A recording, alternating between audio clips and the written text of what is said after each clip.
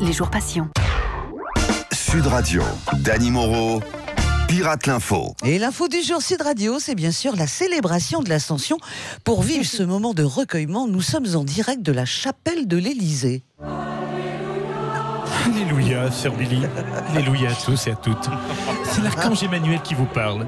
Le Seigneur a entendu mes prières. Après avoir failli boire la tasse d'eau bénite aux européennes, me voilà ressuscité d'entre les urnes, grâce à la liste Renaissance. Allez, dorénavant, Billy, appelez-moi simplement votre sainteté, et baisez-moi les pieds, mais sans mettre la langue. Oh là là là là, votre sainteté Macron, quel est le programme de cette journée? Mais en ce jour saint, j'ai réuni tous mes disciples pour poursuivre mon ascension dans les sondages jusqu'à atteindre le sommet de la cathédrale. Et ensuite, j'attaquerai le Parlement européen par la face nord. Et pour cette ascension périlleuse, j'ai avec moi le premier de cordée, frère Édouard Philippe, dont la carrière politique ne tient qu'à un fil. Oui, alors justement, frère Philippe, que pensez-vous que vous allez enfin faire des miracles à Matignon? Alors voilà, comme disait Jésus, je touche du bois, mais je reste dans les clous.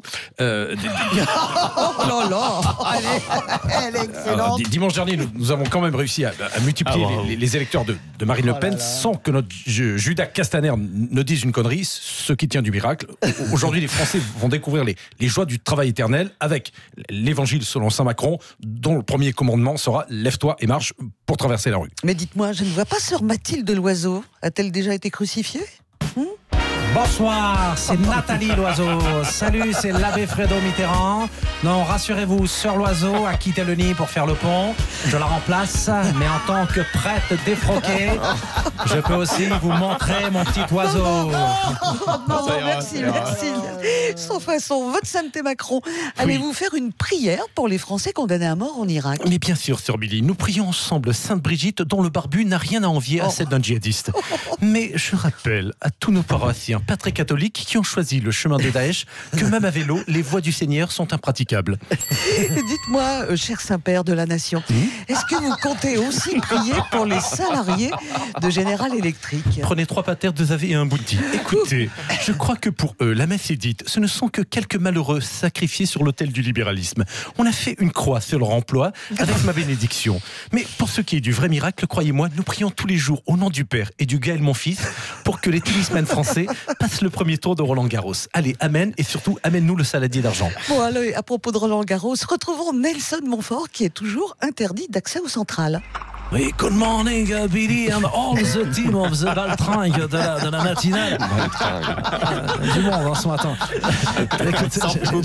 J'ai enfin trouvé le moyen de m'introduire incognito sur le court central en me déguisant en balle de tennis et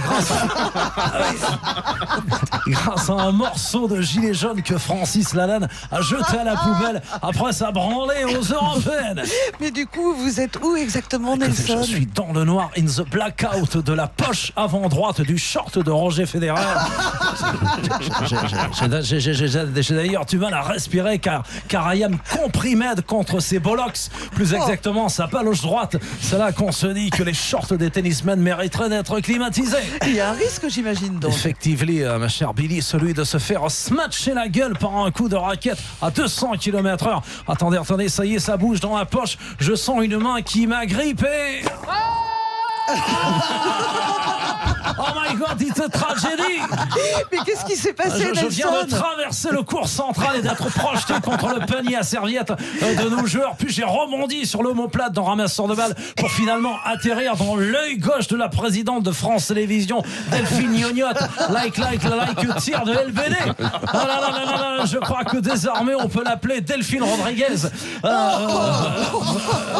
Voilà, Billy, après cet incident, ma carrière est définitivement pliée. Fort heureusement, il me restera à commenter les matchs de ping-pong dans les MJC de province. À vous les studios, à vous Sud Radio. On a appris que le maire d'une petite commune de Gironde voulait inscrire les bruits de la campagne au patrimoine de l'UNESCO.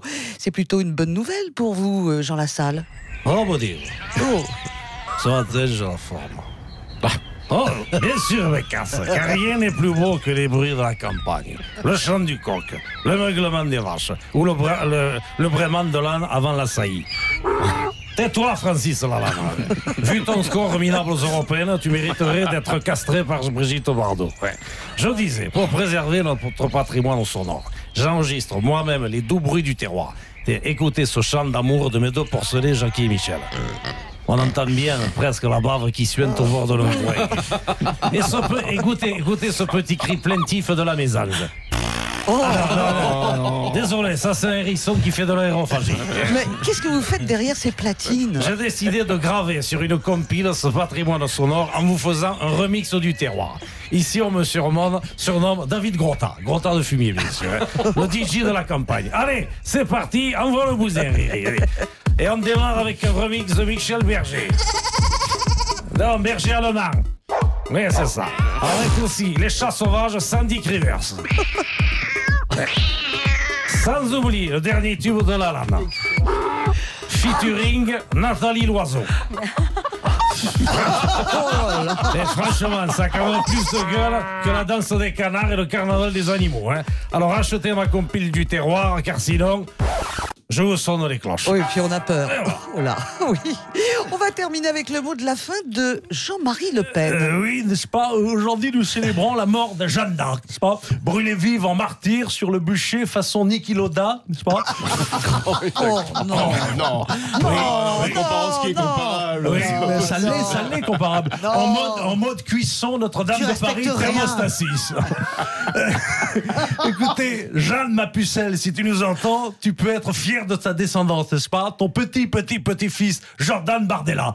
Écoutez, il te ressemble tellement qu'ici, tout le monde l'a déjà surnommé le petit puceau du Rassemblement National. Bravo, merci beaucoup à Dany Moreau qui pirate l'info à retrouver évidemment en podcast sur sudradio.fr et demain matin en direct avec nous à 8h20.